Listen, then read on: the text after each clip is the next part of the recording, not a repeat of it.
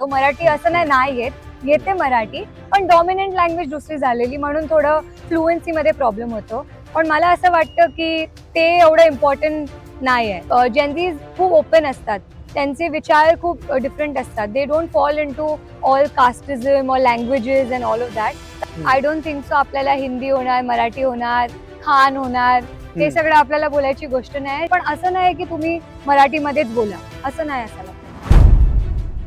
नमस्कार, माझं नाव तन्वी दिनेश राव आहे आणि आपली जी महानगरपालिकाची निवडणूक आहे 15 जानेवारीला, त्यात मी गोरेगाव वॉर्ड 50 मधून इलेक्शन्स लढत आहे.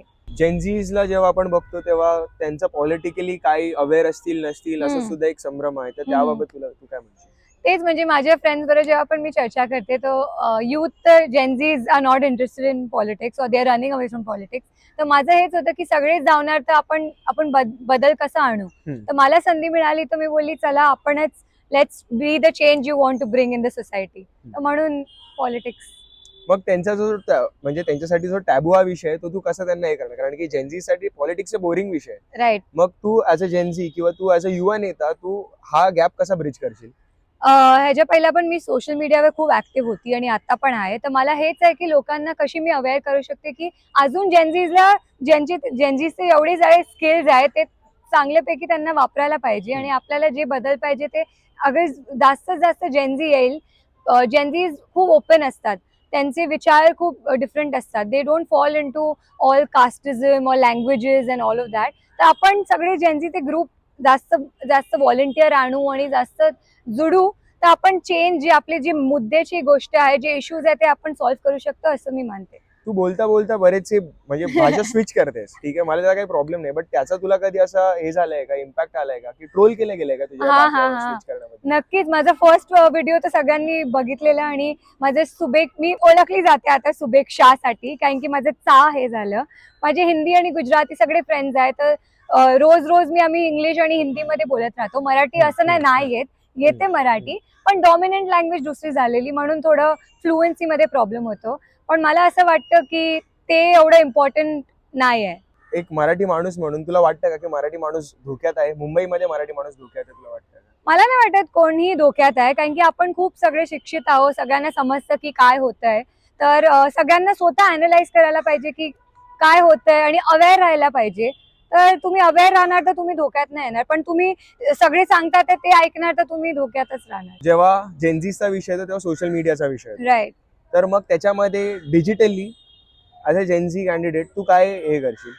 बरेच गोष्ट. पहिला तर ऍक्सेसिबिलिटीचा फॅक्टर जो आहे, लोकांना घडी घडी ऑफिसला यायला लागतं, धक्के घ्यायला लागतात, मग वेट करायला लागतं, हे सगळं मला नको. डिजिटलचा जमाना आहे, तर मी एक QR कोड सिस्टमचं हे करते.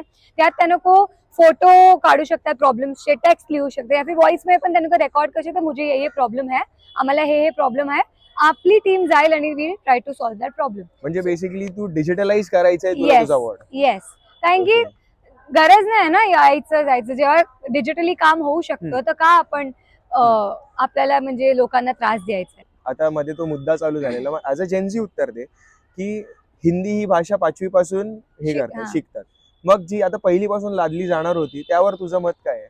मला असं वाटतं की सगळे लँग्वेजेस असायला पाहिजे पहिलीपासून, कारण की आपण स्टुडंट्सला ऑप्शन द्यायला पाहिजे ना. Let them decide and let them learn. नंतर जे त्यांची लँग्वेज त्यांना जे बोलायचे ते बोलू शकतात. Everyone has a choice. आणि आपण कोणाला फोर्स तर करू नाही शकत की हीच लँग्वेज बोला.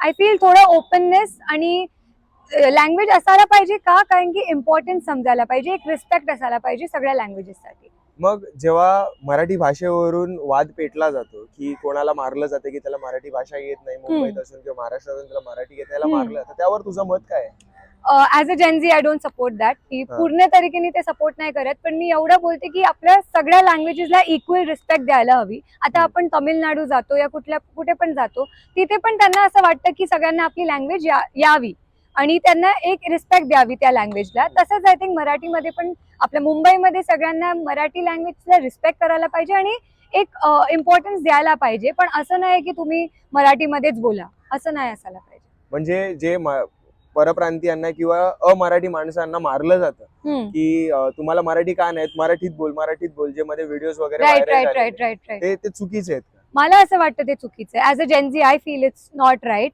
You should not pressurise. आपल्याला कोणाला प्रेशराईज नाही करायला पाहिजे, पण त्यांना समजवायला पाहिजे, अवेअरनेस स्प्रेड करायला पाहिजे की का ही सगळ्या लँग्वेजला प्रॉपर महत्व द्यायचं गरजेचं आहे. आता माझा थोडा तुला इलेक्शन सेंट्रिक प्रश्न आहे की म्हणजे बऱ्याचशा कॅन्डिडेट्स किंवा नगरसेवक कॅन्डिडेट्स हे गटर वॉटर मीटर बद्दल बोलत असतात. तर मग माझा प्रश्न असे की गटर वॉटर मीटर या व्यतिरिक्त तुझा हुटर काय आहे? मी सगळ्यांना हेच बोलते की एक युवा आहे, तुमची मुलगी आहे, मुलगीला एक संधी द्या. कारण की युवा सोच खूप डिफरंट असते. तर युवा सोचच्या तरीकेने आपण काम करू, तर आपण हे वॉटर गटर मीटर नक्कीच सिस्टमॅटिकली सॉल्व्ह करण्याचा प्रयत्न करू. मग जर का तू नगरसेविका झालीस तर मग ऍज अ नगरसेविका तुझी ऍज अ जेनझी नगरसेविका तुझी सुपर पॉवर काय असणार?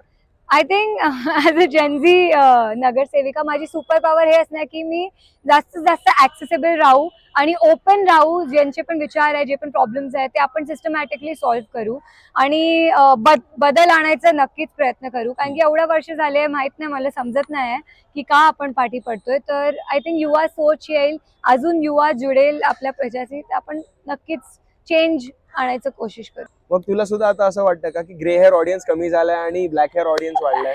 असं नाही आहे, मला असं वाटतं ग्रे हेअर ऑडियन्स तर पाहिजे आपल्याला. का माहितीये, कारण की त्यांचा जो एक्सपिरियन्स आहे ते आपल्याला गाईड करेल. ब्लॅक हेअर जे आपले युथ आहे ते त्यांच्याकडून शिकून आणि आपले स्वतःचे विचार पुढे करून एक प्रॉपर दिशामध्ये जाऊ शकतात. इंटरनॅशनल पॉलिटिक्स मध्ये एआय चा वापर केला जातो, तर मग तुला असं वाटतं का की पॉलिटिक्स मध्ये एआय हा क्रुशियल रोल प्ले करणार आहे? एव्हरीवेअर ह्युमन टच इम्पॉर्टंट आहेच, पण ज्या गोष्टीवर आपण एआय यूज करून काम करू शकतो, like for example if you want to make a website, आता तू फक्त प्रॉम्प्ट टाकून वेबसाईट रेडी करू शकतो, तो वाय नॉट? सो आता जसं तू बोललीस की एआय सोशल मीडिया हे टेक ओव्हर करणार आहे, मग तिकडे कुठे ना कुठेतरी जे आपण बॅनर्स वगैरे लावतो, जी बॅनरबाजी करतो ती कमी होणार का?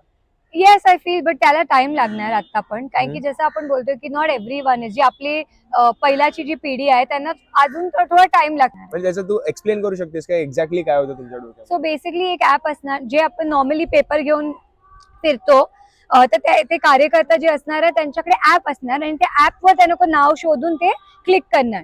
टिक करायच्या बदले क्लिक करून हा ह्यांनी आपला वोटर आहे, पक्का फिक्स वोटर आहे, ह्यांनी वोट केलंय आज. तर असं करून मग ते जी आमची स्क्रीन आहे, टीव्ही आहे, त्याच्यावर पूर्ण वॉर्ड 50चा मॅप आहे, तर तिथे रेड रेड रेड रेड तुम्हाला दिसेल, लाईक अ ग्राफ और लाईक जसे कोविडचे डिटेक्ट होतात ना तसं. तू पॉलिटिक्स मध्ये आहेस, पॉलिटिक्स इज नोन, पॉलिटिक्स जाणलं जातं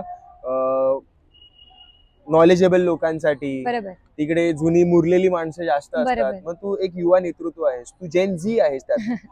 मग तुला असं वाटतं का की ह्याचा तुझ्या वोटिंग वर इम्पॅक्ट पडेल? हा, म्हणजे बरेच लोकांनी बोललं की एवढी यंग आहे, एक्सपिरियन्स नसणार, तर कसं पॉलिटिक्स म्हणजे.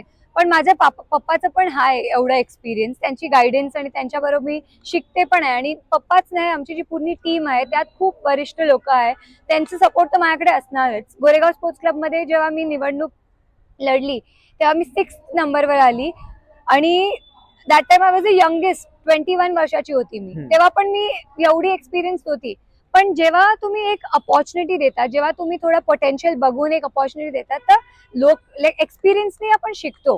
कुठलंही काम आपण सुरू करतो, कोणी एक्सपर्ट नसतं, आपण हळूहळू ते काम करत जाऊन शिकू शकतो. आणि एक युवाचं विजन डिफरंट आहे, एक काम करण्याची तरीका डिफरंट आहे. तर मला असं वाटतं की आपल्याला पोटेन्शियल बघून हे करायला पाहिजे, ना की इनएक्सपिरियन्स्ड आहे.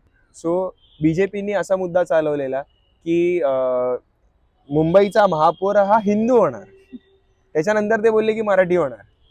मग तुला काय वाटतं की मुंबईचा महापौर हिंदू होणार, मराठी होणार, की कोणत्याही भाषेत आला तरी चालेल?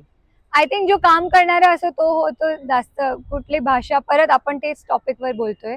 आय डोंट थिंक सो आपल्याला हिंदी होणार, मराठी होणार, खान होणार, हे सगळं आपल्याला बोलायची गोष्ट नाही. जे ज्याचं काम बोलेल, ज्यांची एक विजन आहे आपल्या देशासाठी काय काम करण्याची, ते होईल तर आपल्या देशाची प्रगती होईल, नाहीतर तेच चालू राहील.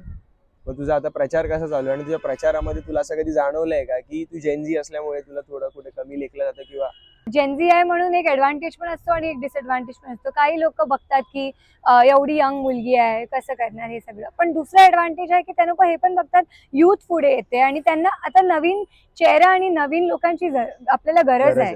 तर I think a lot of people are supporting youth and Gen Zs आणि खूप प्रेम भेटते मला आणि मी खूप म्हणजे बोलतात ना आनंदात आहे.